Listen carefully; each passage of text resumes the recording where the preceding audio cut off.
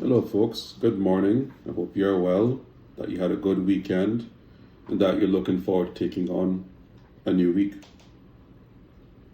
I think I speak for most of us when I say one of the barriers to being able to have a good morning is our current traffic situation in Cayman.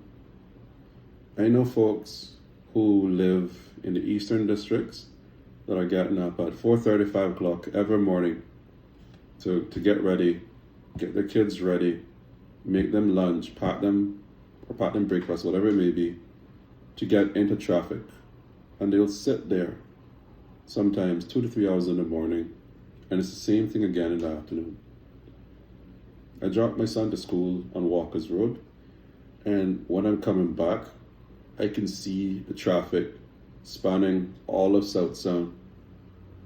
It keeps going, whether you go up on Shamrock Road, whether you go on East West Arterial, or you're heading into town on Linford Pearson. There's traffic backed up the full stretch, and this is every morning.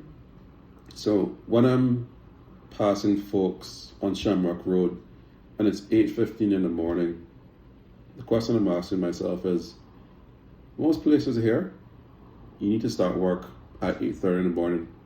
So what time are people getting into the office if at 8:15 they're still all the way on Shamrock Road? So then you wonder now, with folks being up from that time every morning, no wonder children are sleeping in class sometimes because they're tired. They're up from 5 in the morning. They're sitting in traffic for 2 to 3 hours. No wonder they're tired by the time they come into school. Same thing for people that work. Maybe that's why we sometimes are a bit more cranky in the morning. Maybe that's why sometimes, as I say, we can't people. Because in the 2 to 3 hours you've been in traffic, you've probably been bad driven about 15 times. You probably dodged a couple accidents. And it just sometimes takes every bit of patience you have to just sit there and just do this for 3 hours straight to get into the office, right? And then by the time the day is finished, you gotta go home now. You gotta go right back in that same traffic. You leave work at 5:30 just to get off that stretch of road going down from Commander Bay to Butterfield. Even at 3 something in the day, traffic is backed up on that road. So believe me, it's affecting our quality of life, and it needs to be approached from different angles. So yes, building more roads is helpful and will offer some relief.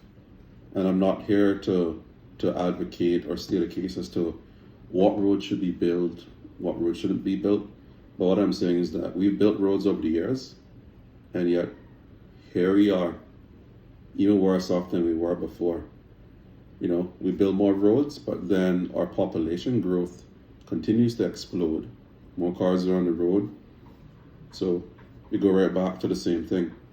So yes, we need to build more roads, but as I mentioned in my previous video, building and maintaining these roads comes with a cost.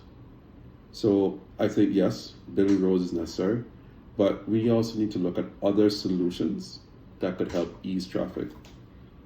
Most of you would remember after COVID-19 impacted the country in 2020, the government had to make some changes. For example, they had like last name days. So if you were like, I think A to L or something, you were allowed to go on the road Monday, Wednesday, Friday. And I think if you were like M or N to Z, you went on alternating days. And I am in no way saying that that's what we should be doing, because that had its share of challenges. But what I'm saying is that it did cut down on traffic. The other thing that people did during that time was that working from home became a thing. Before, working from home was like reserved only for managers and only for the privileged few. But when COVID came and disrupted the various industries, especially financial services, we then all had to work from home, because guess what? We had no other choice. So we made it happen, right? And then COVID goes bye-bye, and then all of a sudden, we're following suit. Everybody must be in office. But to the credit of some companies have adapted and adopted their policies to contemplate work from home. So it may be you need to be in office 2 or 3 days for the week, and you're allowed 2 work from home days.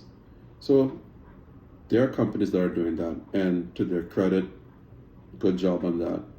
But I think in contemplating how to address the traffic issue, one of the things that I think needs to be contemplated is how can that work from home initiative be taken on a much more national scale. Of course, certain professions won't be able to work from home. We get that. If you work in tourism, if you work in any kind of tradesman field, plumber, electrician, of course, you will be required to be physically in the office. But we do have folks in a lot of office jobs that can work from home. And I'm not saying that we should completely do away with in-person work. It's very important to come to work and to collaborate. And for certain roles, it just may not be suitable for you to work from home.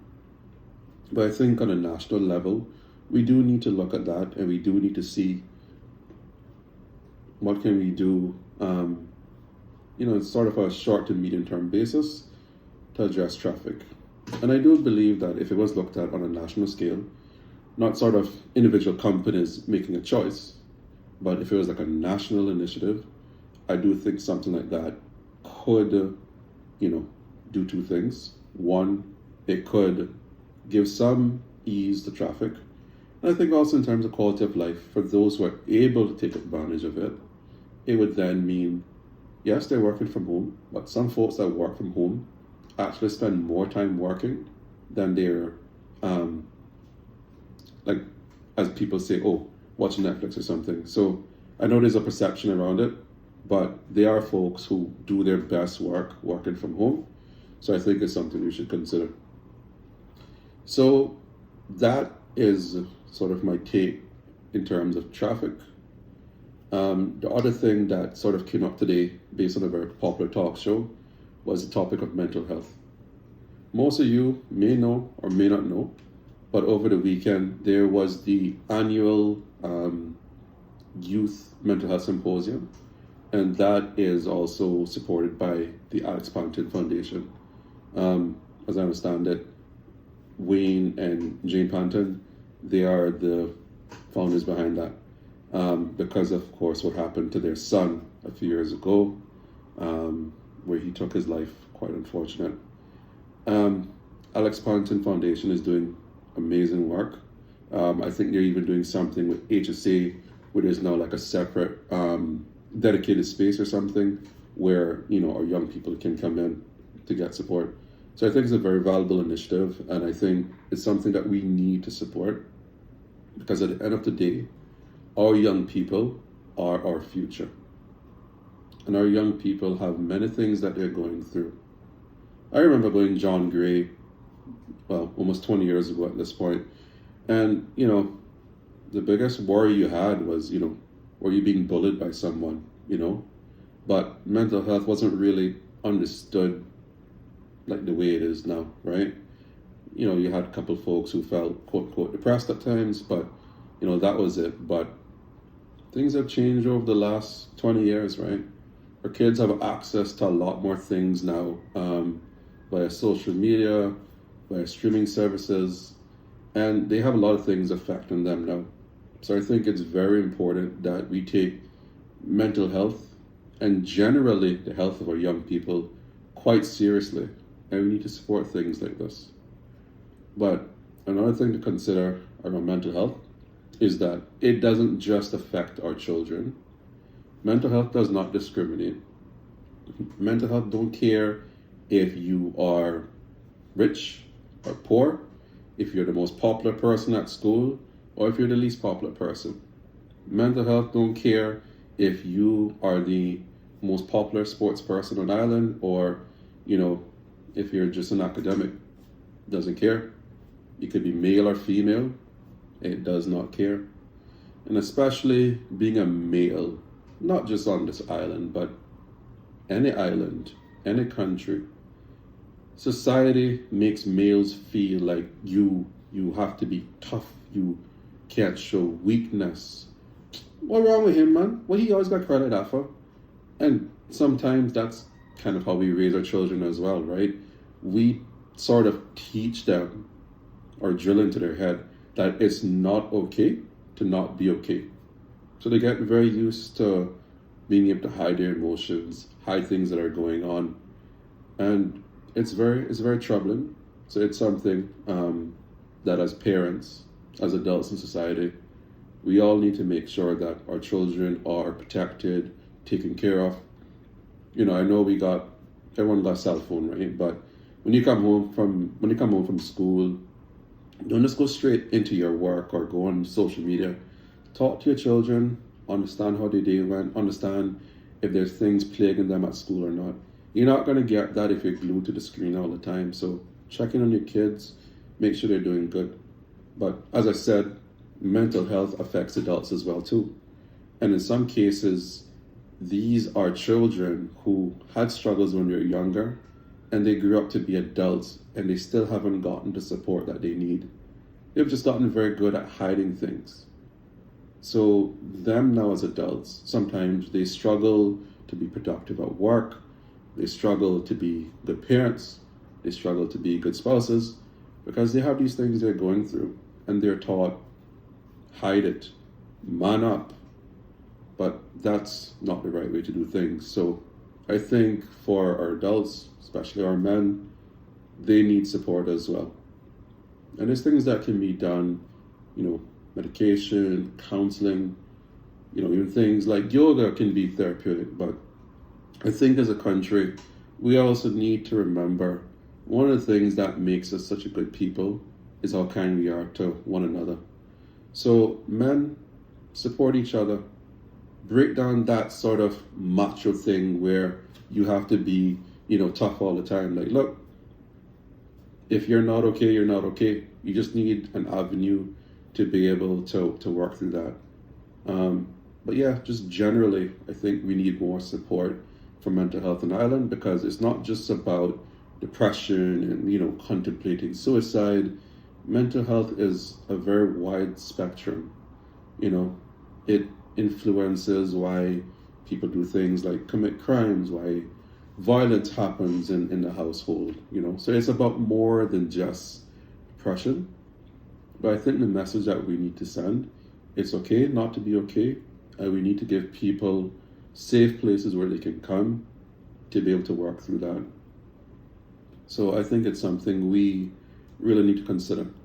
In the workplace, I think people who are people managers, and if you're just a co-worker or supervisor, I think everyone should have a responsibility to support one another.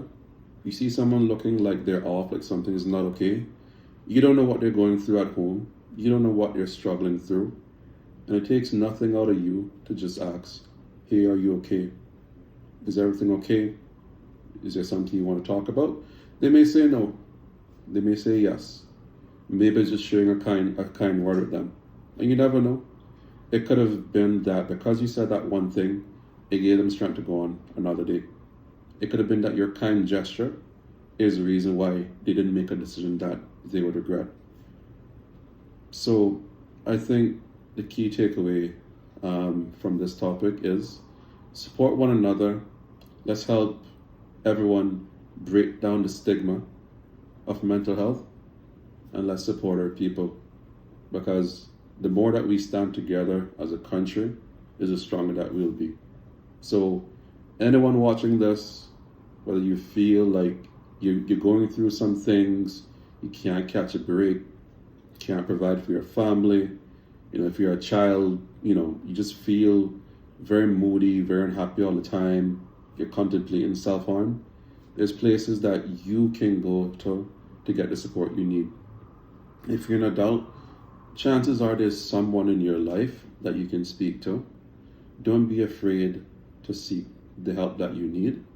And if you don't have anyone that you can kind of lean on or rely on, there are still other avenues that can support you.